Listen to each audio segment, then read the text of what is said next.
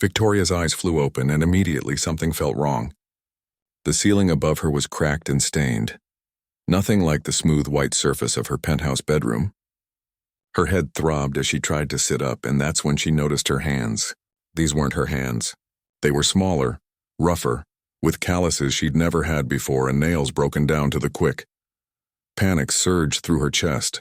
She scrambled out of the narrow bed, her legs tangling in a thin, worn blanket. The room around her was barely bigger than a closet. A single bare bulb hung from the ceiling. There was a cracked mirror on the wall, and when Victoria stumbled toward it, a stranger's face stared back at her.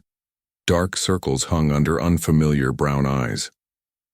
The face was young but exhausted, framed by dull black hair pulled into a messy bun.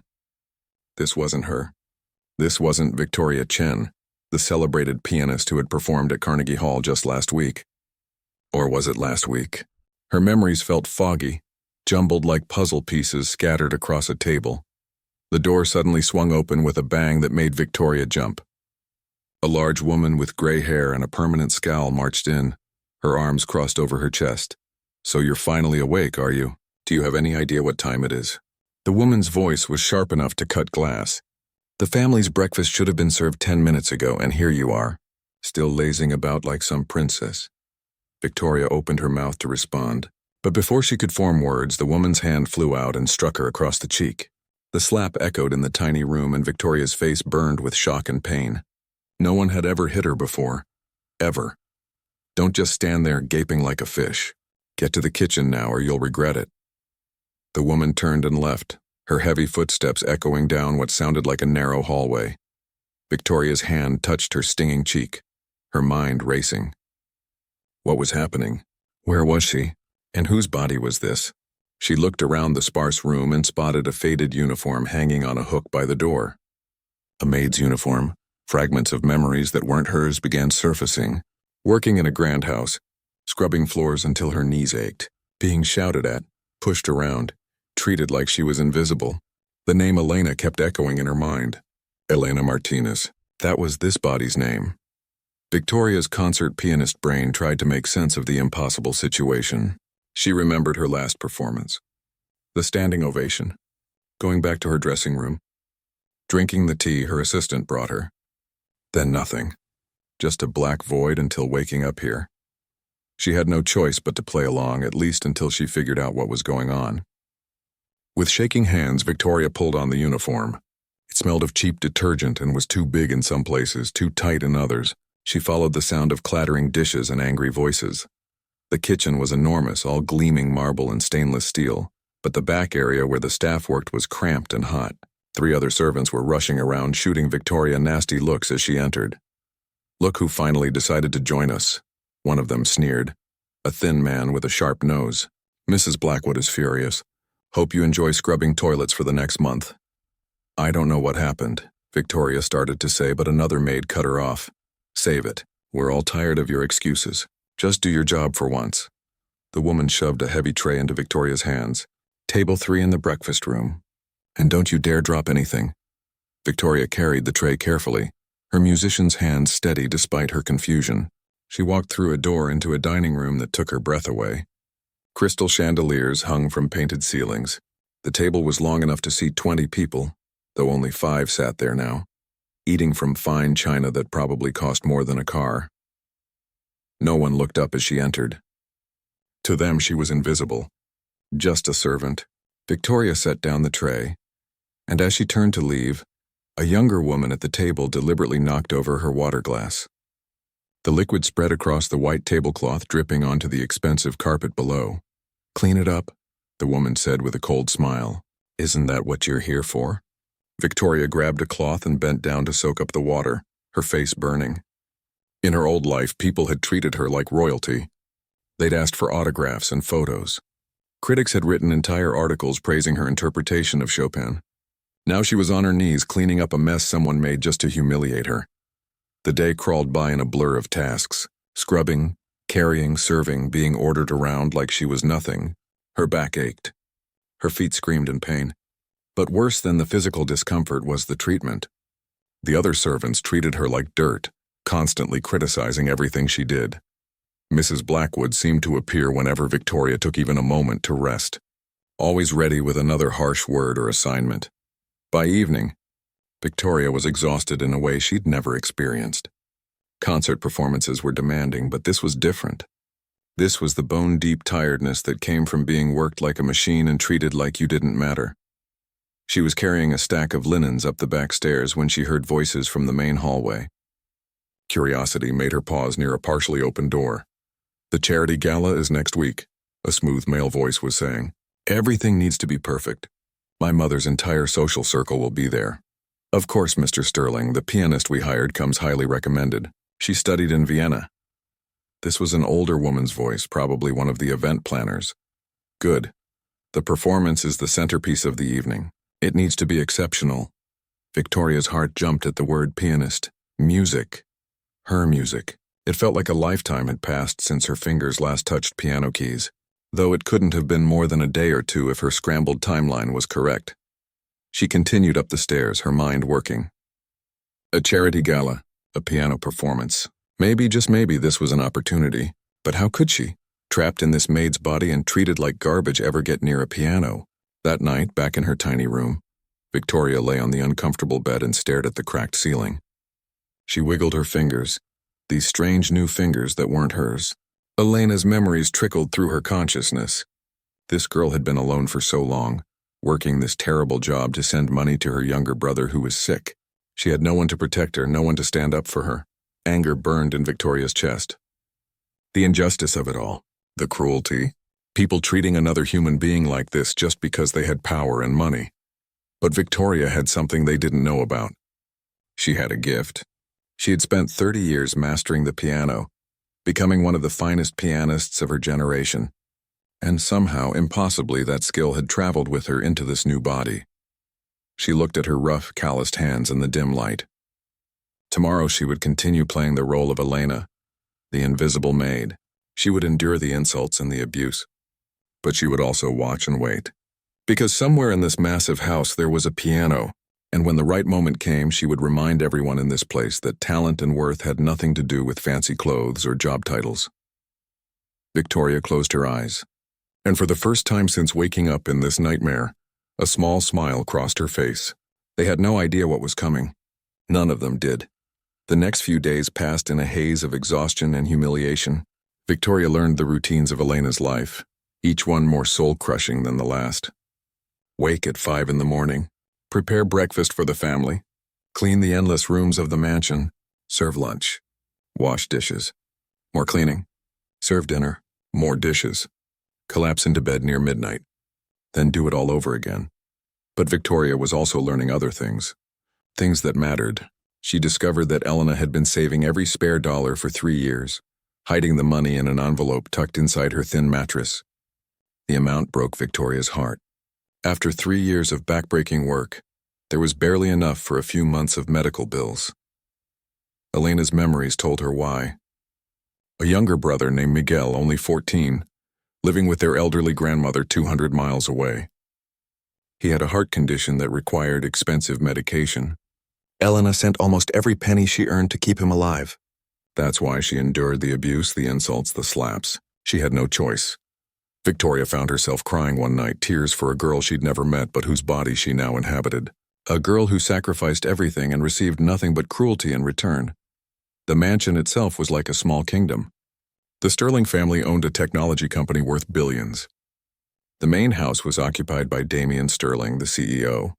Though Victoria had only glimpsed him once from a distance, he was in his early 30s, always dressed in expensive suits, moving through the halls with the quiet confidence of someone who'd never been told no in his entire life. But the mansion also housed extended family members. Damien's aunt and uncle lived in the East Wing with their 2 adult children. They were the worst, treating the servants like they were less than human. It was the cousin, Catherine, who had spilled the water on purpose that first day. She did things like that constantly, finding small ways to make the servants' lives miserable just because she could. Mrs. Blackwood, the head housekeeper, ruled over the staff with an iron fist. She seemed to take special pleasure in making Victoria's life difficult. Extra chores, impossible standards, constant criticism. Victoria realized that Elena had been a target long before she arrived. Maybe because she was young or alone, or simply because bullies always find someone to torment. On the fourth day, Victoria was cleaning one of the countless sitting rooms when she found it. A piano. Not just any piano, but a gorgeous grand piano that gleamed black under the afternoon sunlight streaming through tall windows. Her hands trembled as she looked at it. She glanced around quickly. The room was empty. The family was out. Most of the staff was busy in other parts of the house. She moved closer, drawn like a magnet. Her fingers hovered over the keys, not quite touching. She could feel the muscle memory in Elena's hands, ready to translate the knowledge Victoria's mind carried. But she didn't dare, not yet. Getting caught would mean punishment, maybe even losing this job that Elena needed so desperately. You shouldn't be in here. The voice came from behind her, cold and commanding. Victoria spun around, her heart hammering. Damien Sterling stood in the doorway, watching her with an expression she couldn't read. Up close, he was taller than she'd thought, with dark hair and eyes that seemed to see right through her. "I'm sorry, sir. I was just cleaning." Victoria grabbed her cloth and spray bottle, trying to look busy. "The piano is cleaned on Tuesdays. Today's Thursday." His voice was flat, stating facts, not accusing. "Yet, I apologize. I'll leave right away." Victoria moved toward the door, but his next word stopped her. "Do you play?" He was looking at her hands, at the way they'd been positioned over the keys even though she hadn't touched them. Victoria's mind raced. This was dangerous territory. "No, sir. I don't know how." Something flickered across his face. Disappointment maybe, or disbelief. But he simply nodded and stepped aside to let her pass. As Victoria hurried out, she could feel his eyes following her down the hallway. That evening, disaster struck. Victoria was serving dinner to the family when Catherine suddenly let out a shriek. "My bracelet. My diamond bracelet is missing." She jumped up from her chair, pointing dramatically at Victoria. "She was in my room today. She must have stolen it." Victoria's blood ran cold. "I didn't take anything." "I would never—" "Oh, please," Catherine's mother chimed in. "These people are all the same. Give them access to your home and they rob you blind." Mrs. Blackwood appeared within seconds, her face tight with anger. "Come with me. Now." Victoria was dragged to her tiny room where Mrs. Blackwood tore through her few possessions like a tornado. The envelope of money Elena had saved was discovered and thrown onto the bed. "What's this then? Where did you get this money?" Mrs. Blackwood demanded. "That's my wages. My savings. I didn't steal anything." Victoria's voice shook, not with fear, but with rage. She knew exactly what was happening. This was a setup. 2 more servants were called to search every corner. And then tucked inside Victoria's spare pillowcase, one of them pulled out a glittering diamond bracelet. "I didn't put that there." Victoria's voice rose. "Someone planted it. Can't you see that?" But no one was listening. Catherine stood in the doorway with a triumphant smile. Mrs. Blackwood's expression was almost gleeful. "Pack your things. You're finished here. I'm calling the police." Mrs. Blackwood pulled out her phone. This was it. Elena would lose everything, her job, her ability to send money to Miguel, possibly her freedom if they pressed charges, all because some spoiled rich girl wanted entertainment. Wait. The single word cut through the chaos like a knife. Everyone turned to see Damien Sterling standing in the narrow hallway, his tall frame barely fitting in the servants' corridor. He never came back here. Never. "Sir, this girl is a thief," Mrs. Blackwood began, but Damien held up one hand. "Catherine, when did you notice the bracelet was missing?" His voice was calm, almost casual. "During dinner. I always wear it, and when I looked down, it was gone." Catherine's confidence faltered slightly under her cousin's steady gaze.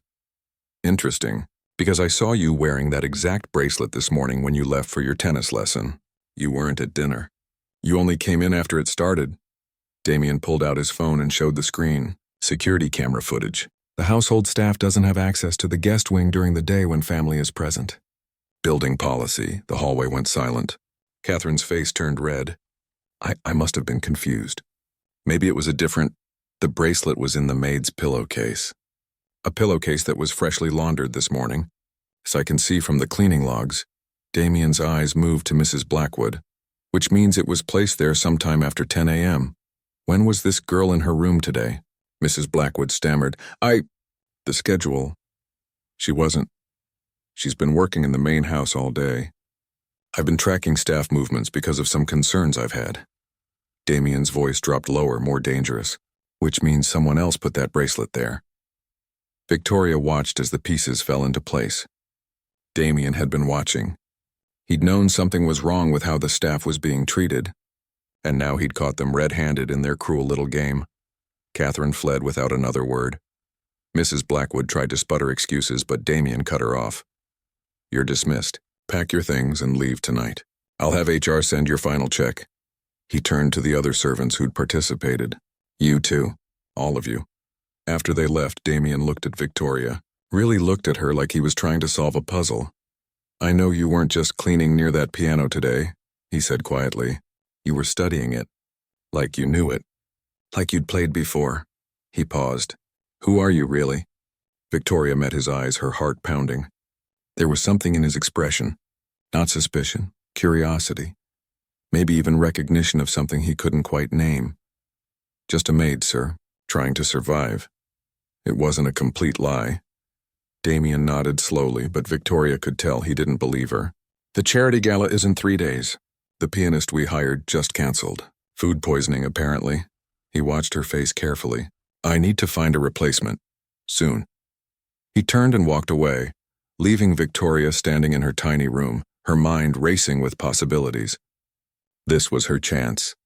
But taking it meant revealing herself, and she had no idea what the consequences might be. Still, as she lay in bed that night, Victoria knew what she had to do. Elena deserved justice. Miguel deserved his medicine. And Victoria deserved to play music again, even if it was in someone else's body. The gala was in 3 days. 3 days to prepare for the performance of her life. The night of the gala arrived faster than Victoria expected. The mansion had been transformed into something out of a fairy tale. Crystal chandeliers sparkled with extra brilliance. Flowers in arrangements taller than a person filled every corner. Staff members she'd never seen before rushed around making final preparations. Victoria stood in the kitchen, wearing her plain Maid uniform, watching servers in elegant black and white outfits carry trays of champagne toward the ballroom. Her hands were shaking. She'd spent the last 3 days replaying piano pieces in her mind, her fingers moving through the motions against any flat surface she could find when no one was watching. She hadn't told anyone she could play. After Damien's comment about the missing pianist, he hadn't brought it up again. Victoria had convinced herself she'd imagined the whole thing, that moment when he seemed to see right through her. Stop standing around daydreaming, one of the senior staff members snapped at her. Get these glasses to the bar, and try not to break anything. Victoria loaded a tray and headed toward the ballroom. The moment she stepped through the doors, her breath caught. Hundreds of people filled the space, all dressed in gowns and tuxedos that probably cost more than Elena had made in her entire life. They laughed and chatted, drinking expensive wine, completely oblivious to the invisible servants weaving between them. At the far end of the room sat the grand piano, positioned perfectly under a spotlight. It looked lonely, waiting for hands that weren't coming. Victoria set down her tray at the bar and tried to blend into the background. She spotted Damien across the room, surrounded by important-looking people in business suits. He looked uncomfortable, like he'd rather be anywhere else. His eyes scanned the crowd with barely concealed boredom until they landed on her. For just a second, their gazes locked. Then someone pulled his attention away. The evening wore on. Dinner was served in the adjoining dining hall.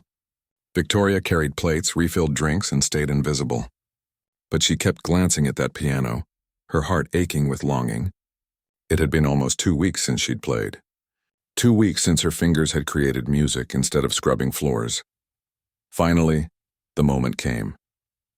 The event coordinator, a thin woman with a headset and a clipboard, stepped onto the small stage next to the piano. The crowd quieted down. Ladies and gentlemen, we have a slight change to tonight's program. Her voice was strained, trying to sound upbeat. Our featured pianist has unfortunately taken ill and won't be able to perform this evening. However, we have a wonderful selection of recorded classical music that will... Groans and disappointed murmurs rippled through the crowd. People had paid thousands of dollars per ticket, and live music was supposed to be the highlight. The coordinator's face went pale. This was a disaster. Victoria felt her feet moving before her brain caught up. She was walking toward the stage. Every rational thought screamed at her to stop to turn around to remember her place. But something stronger pulled her forward. The music. The piano. The unbearable need to play. "Excuse me?" Victoria said, her voice barely audible over the crowd noise. The coordinator looked down at her, clearly annoyed to see a maid interrupting. "What is it?" "We're in the middle of, I can play." Victoria's voice came out stronger this time. "I can play the piano." For a moment there was complete silence. Then laughter erupted. Not just from the coordinator, but from guests nearby who'd heard her. A maid? Playing at a charity gala for the city's elite? The absurdity of it was apparently hilarious. "That's very sweet. But this isn't really the time for—" the coordinator started to say, her tone dripping with condescension. "Let her play." Damien's voice cut through the laughter like a blade. He was walking toward the stage and the crowd parted for him automatically. He stopped a few feet from Victoria, studying her face. "You said you can play. Prove it." The coordinator looked horrified. "Mr. Sterling, surely you can't be serious." "She's a maid. She probably doesn't even know how to read music. This will embarrass everyone. Then it will be a short embarrassment." Damien's eyes never left Victoria's face. There was something in his expression, a challenge maybe, or a test. "Unless you're afraid?" Victoria felt dozens of eyes on her. The other servants looked shocked, some angry that she'd dare speak up. Catherine stood near the back with a cruel smile, clearly expecting Victoria to humiliate herself. The guests watched with a mixture of curiosity and amusement, like they were about to witness a train wreck. Her hands were trembling as she climbed the steps to the stage. The piano seemed to glow under the spotlight. She sat on the bench and adjusted it slightly, her movements automatic from years of performances. The keys were cool under her fingertips as she positioned her hands. For a moment, doubt crashed over her.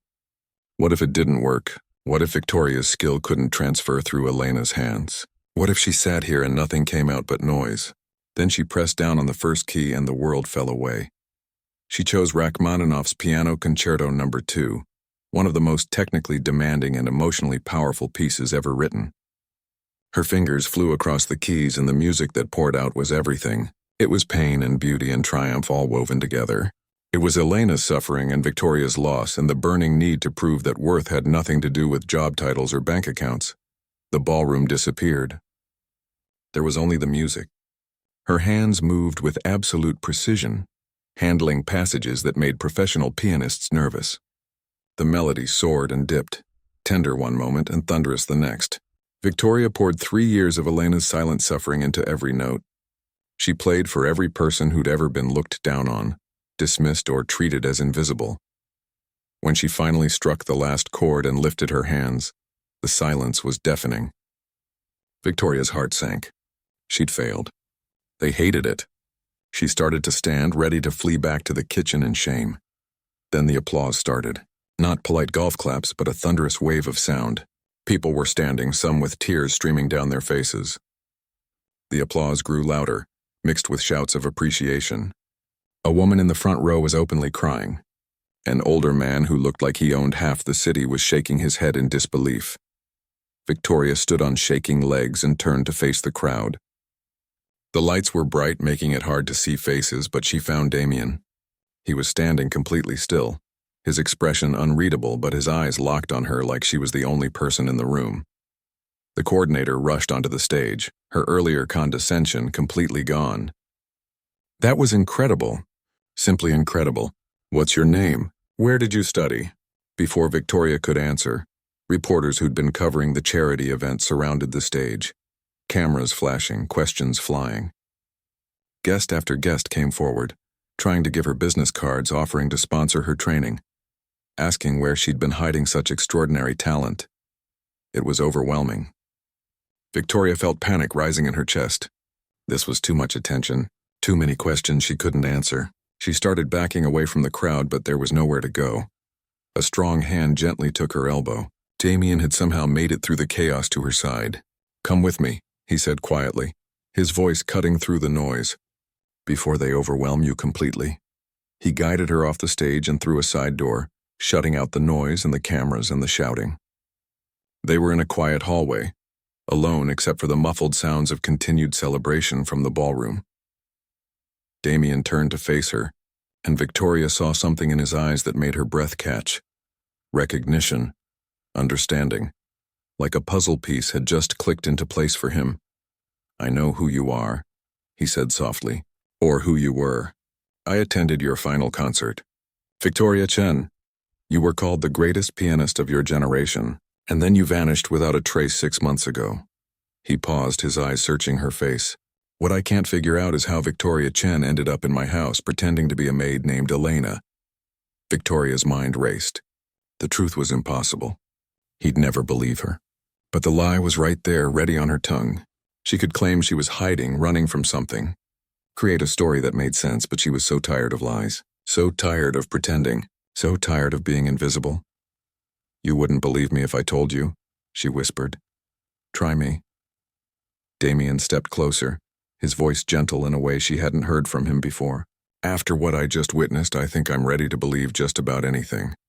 The sound of footsteps echoed down the hall. Someone was coming. Their private moment was ending. But something had shifted between them in this quiet hallway, something neither of them fully understood yet. Victoria took a deep breath, knowing her life was about to change again. For better or worse, there was no going back to being invisible now. Victoria sat in Damien's private office, a place she'd only ever cleaned but never imagined she'd be invited into as a guest. The room was elegant but understated, with floor-to-ceiling bookshelves and a massive desk that looked like it cost more than most cars.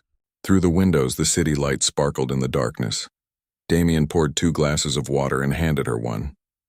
His movements were careful, like he was approaching a wild animal that might bolt at any moment. He sat down across from her, not behind his desk, but in the chair next to hers. "Equal footing. Start wherever you want," he said quietly. "I'm listening." Victoria took a sip of water, buying herself time. How do you explain the impossible? How do you tell someone that you woke up in another person's body and have no idea how or why? 6 months ago, I gave what I thought was just another performance. A good one, but nothing unusual. I went back to my dressing room afterward. Victoria's hands trembled slightly around the glass. My assistant brought me tea. I drank it, and then everything went black. Damien leaned forward, his attention completely focused on her. He didn't interrupt, didn't laugh, didn't look at her like she was crazy. He just listened. When I woke up, I was here, in Elena's body, in that tiny room in the servants' quarters. At first, I thought I was dreaming or having some kind of breakdown, but days passed and it was still real. Victoria looked down at her hands, these hands that weren't hers but somehow were now. I have Elena's memories mixed with my own. I know she has a younger brother who's sick. I know she worked here for 3 years and saved every penny for his medicine. I know she was alone and nobody cared about her. Elena Martinez, Damien said softly.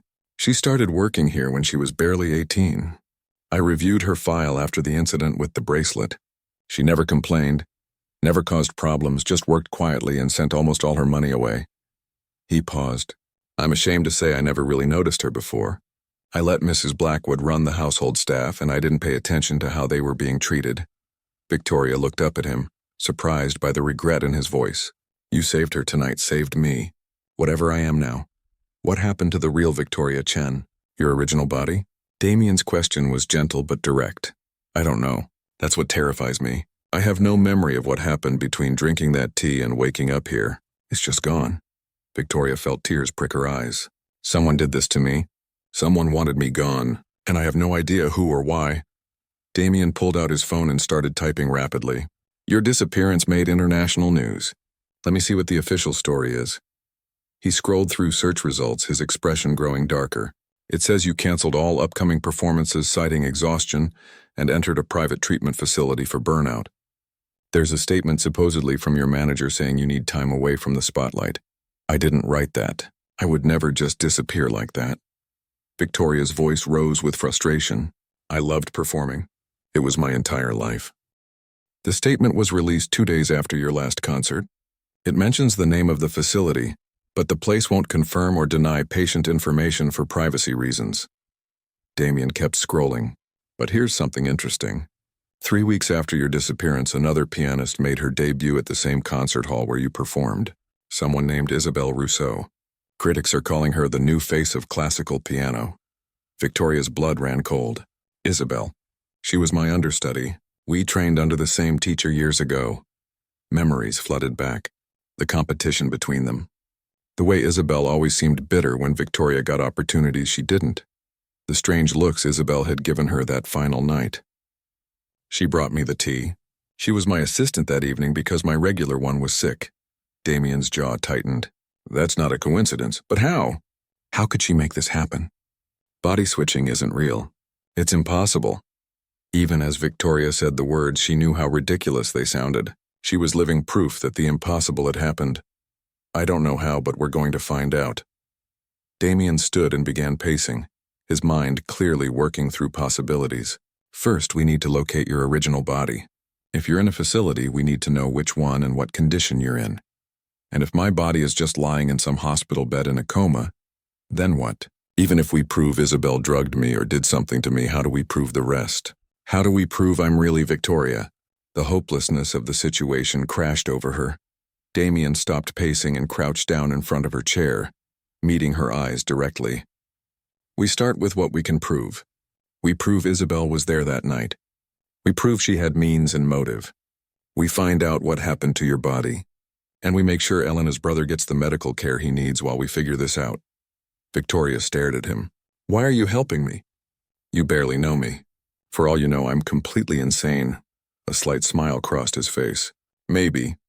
But insane people don't play Rachmaninoff like you did tonight. I've been to hundreds of concerts. I've heard the best pianists in the world. And what you did out there? He shook his head. That was something beyond technique.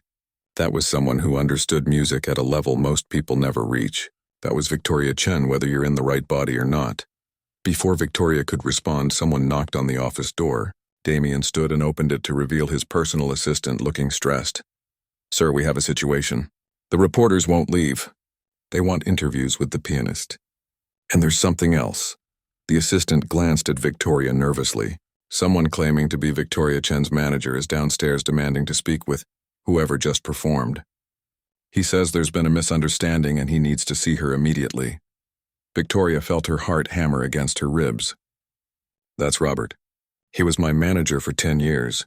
Does he know about any of this? Damien asked. No, nobody does. But if anyone would recognize something off about the situation, it would be him. Victoria stood, her mind racing. What do I tell him?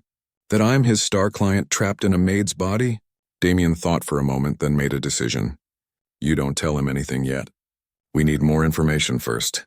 But we use this opportunity. He turned to his assistant. Tell the reporters that the performer wishes to remain anonymous for now, but may make a statement later. As for the manager, show him to the small conference room. Tell him we'll send someone down shortly. After the assistant left, Damien looked at Victoria. I'm going to talk to him. Feel out the situation. See what he knows. You stay here where it's safe. He's my manager. I should be the one, in a body he won't recognize, claiming an impossible story. That's not a conversation we have without more evidence. Damien's voice was firm but kind. Trust me on this. I'll find out what he knows. Victoria wanted to argue, but she knew he was right. She nodded reluctantly and watched him leave. Alone in the office, she walked to the window and looked out at the glittering city. Somewhere out there was her real body. Somewhere out there, Isabel was performing in concerts that should have been Victoria's, living a life built on lies and possibly something much darker. 20 minutes felt like hours before Damien returned. His expression was grim. Robert claims he's been trying to reach you, the real you, for weeks. He says the statement about the treatment facility didn't come from him. He's been stonewalled by your family's lawyer, told that you're recovering and need privacy. He's concerned because you missed contract deadlines and it's not like you. Damien sat down heavily. But here's the interesting part. When I asked if anything unusual happened before your disappearance, he mentioned that Isabel had insisted on being your assistant that night. Said your regular assistant called in sick, but Robert found out later that she was never actually sick. Someone paid her to say that. Isabel planned this. Whatever this is, she planned it. Victoria felt sick. But why? Why not just drug me and leave me somewhere? Why go through the trouble of whatever happened to put me here? Because a missing celebrity gets investigated. A celebrity who voluntarily checks into treatment and asks for privacy. Nobody questions that. Damien pulled up something on his tablet. I've been doing research while talking to Robert. There are documented cases, mostly folklore and legends, but some modern accounts too. Stories of consciousness transfer. body swapping. They're rare and most people dismiss them as fiction or mental illness. But you believe me. It wasn't a question. I believe something happened to you that science can't easily explain, and I believe Isabel knows exactly what that something is. Damien met her eyes. We need to find her. Confront her. Make her tell us what she did and how to reverse it. A buzz from Damien's phone interrupted them. He looked at the screen and his expression changed. You need to see this. He turned the tablet toward her. It was a news article with a photo that made Victoria's breath stop. Her own face, her real face, stared back from the screen. But something was wrong. The eyes were vacant, almost empty. The smile didn't reach them. The headline read, Legendary pianist Victoria Chen releases statement, I'm recovering well and looking forward to returning to the stage soon. Below was a video. Victoria clicked play with shaking hands. Her own voice spoke, but the words felt wrong, the cadence off. Thank you all for your concern. I needed time to rest and recover from exhaustion. I'm doing much better now and hope to resume performing in the coming months. I appreciate your patience and privacy during this time. The video ended. Victoria and Damien sat in stunned silence. That's not me, Victoria whispered. I mean, it's my body, but that's not me speaking. The way she held her hands, the way she tilted her head, even the phrases she used. That's Isabel. Isabel is in my body. Damien's expression was steel. Then we know for certain. Whatever happened, it was a swap. She took your body and put you here. Probably hoping you'd never figure it out or never be able to prove who you really are. He stood, determination radiating from him. But she made a mistake tonight. She didn't count on you revealing yourself. She didn't count on anyone believing you, and she definitely didn't count on me. Victoria stood too, feeling something shift inside her. Fear was still there, but beneath it ran a current of anger and resolve. What do? We fight back. We gather evidence. We find out exactly what she did and how she did it, and then we get your life back. Damien held out his hand. But I need to know you're in this completely. It's going to be difficult and maybe dangerous.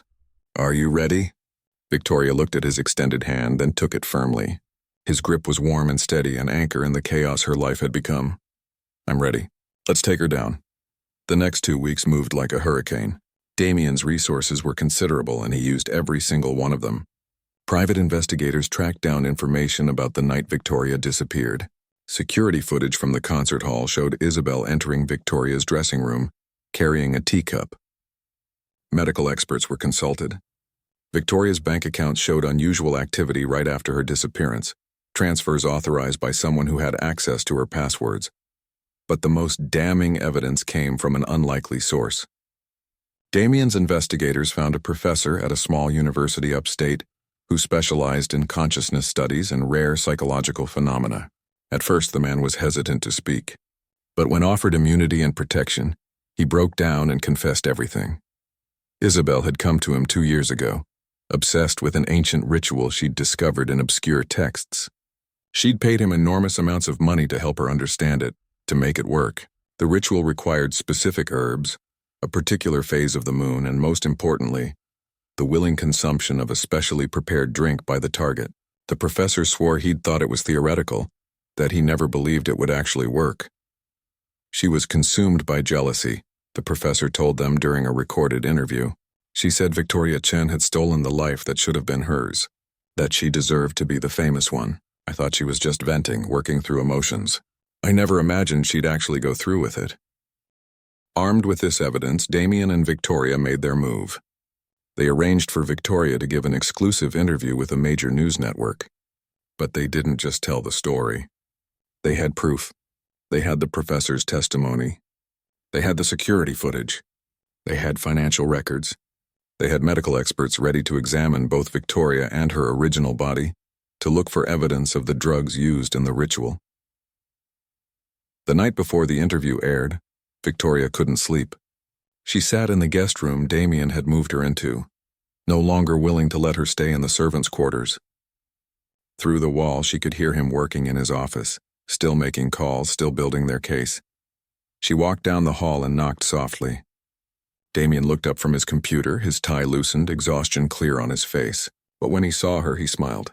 "Can't sleep either?" he asked. Victoria shook her head and sat in the chair across from his desk. What if it doesn't work? What if people think I'm crazy? What if we have all this evidence and they still don't believe the impossible actually happened? Damien closed his laptop and gave her his full attention. Then we keep fighting. We keep gathering evidence. We don't give up. He paused.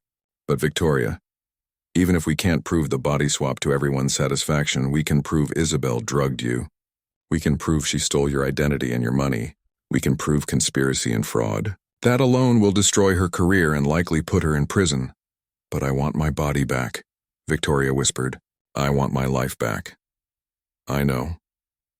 Damien stood and moved around the desk, leaning against it in front of her. And I promise you, we're going to find a way. The professor said the ritual should have a reversal. We're tracking down every piece of information about it. Victoria looked up at him. This man who'd gone from barely knowing she existed to fighting tooth and nail for her. Why are you doing all this? You've spent a fortune on investigators and lawyers. You've put your reputation on the line believing my impossible story. Why? Damien was quiet for a long moment, his dark eyes searching her face. Do you remember what you played that night at the gala? The Rachmaninoff concerto? Victoria nodded, confused by the change of subject. I was 17 years old when I first heard that piece live. My mother had just died and I was angry at the world. My father dragged me to a concert, said music would help. I didn't believe him. Damien's voice grew softer. But then the pianist started playing and something inside me broke open. The music understood grief in a way words never could. It understood loss and pain, but also hope. It changed something fundamental in me that night. Damien, when I heard you play at the gala, I felt that same thing. That recognition of someone who understands suffering but refuses to be destroyed by it. He reached down and took her hand. You could have given up. You could have stayed invisible. Just tried to survive in Elena's life. But instead you fought. You refused to disappear. And maybe that's why I believe you. Because someone with that much strength, that much fire doesn't lie about something like this. Victoria felt tears spill down her cheeks. She stood and, without thinking about it, stepped into his arms. Damien held her gently like she was something precious. For the first time since this nightmare began, Victoria felt truly safe. We're going to win, she said against his chest. We have to. We will, he promised. The interview aired the next evening. Victoria sat next to Damien in his office, watching herself on the screen. She'd told the whole impossible story, backed by every piece of evidence they'd gathered. The interviewer had been skeptical at first, but grew more convinced as the evidence mounted. The professor's confession played, the security footage, the financial records. Within hours, social media exploded. The story was trending worldwide. Some people believed it immediately. Others called it an elaborate hoax. But everyone was talking about it. And most importantly, the authorities were now investigating. 2 days later, police arrived at the treatment facility where Victoria's body was supposedly staying. They found her, still being held in a private room under heavy sedation. Medical tests showed traces of the same herbs the professor had mentioned. But more shocking was what happened when they tried to wake her. The woman in Victoria's body became hysterical when questioned.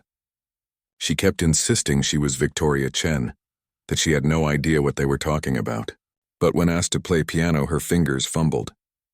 When asked about Victoria's childhood, details only the real Victoria would know, she couldn't answer.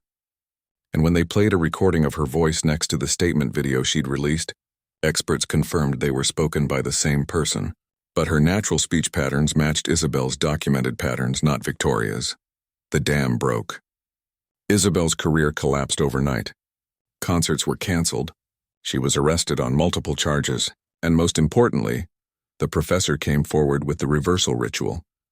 It requires both parties to be present and willing, he explained to Victoria and Damien in a private meeting. The consciousness swap can be undone, but both people have to participate in the reversal. Getting Isabel to agree wasn't easy. She fought it at first, screaming that she deserved Victoria's life, that she'd worked just as hard. But faced with decades in prison versus cooperation that might reduce her sentence, she finally agreed. The ritual took place in a secure medical facility with doctors standing by. Victoria held hands with her own body, with Isabel inside it, and drank the bitter herbal mixture. The professor chanted words in a language Victoria didn't recognize. The room seemed to spin, and then Victoria opened her eyes and looked down at her hands.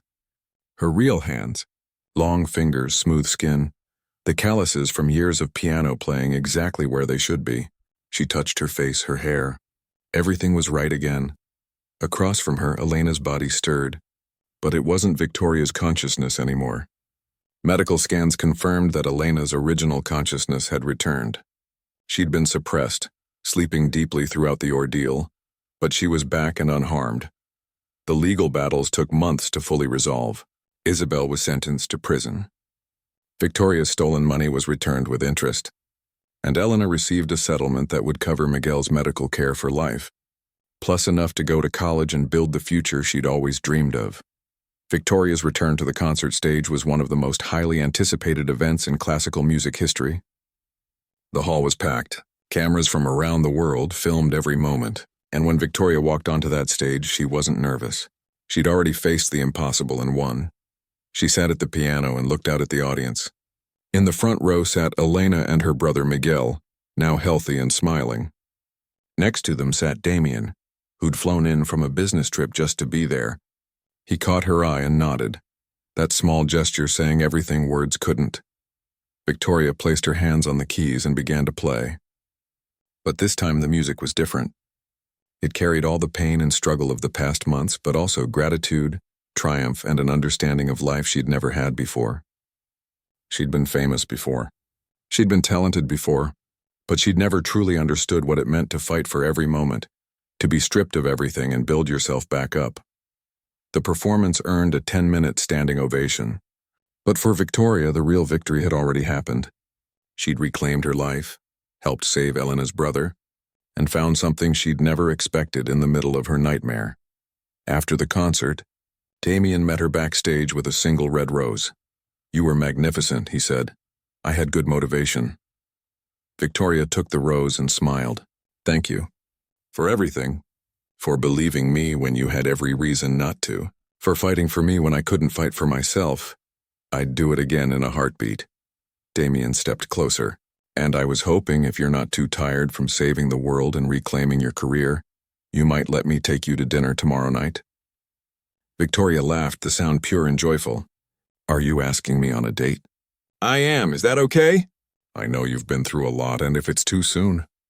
Victoria stood on her toes and kissed him, cutting off his worried rambling. When she pulled back, Damien was smiling. "Dinner sounds perfect," she said. 6 months later, Victoria performed at a charity concert benefiting domestic workers' rights. With Elena sitting in the front row and Damien by her side, she'd started a foundation helping people like Elena, workers who were invisible and voiceless. Her music had always been powerful, but now it had purpose beyond just beauty. And when she went home that night to the apartment she now shared with Damien, when she curled up next to him on the couch and felt his arm around her shoulders, Victoria thought about the impossible journey that brought them here.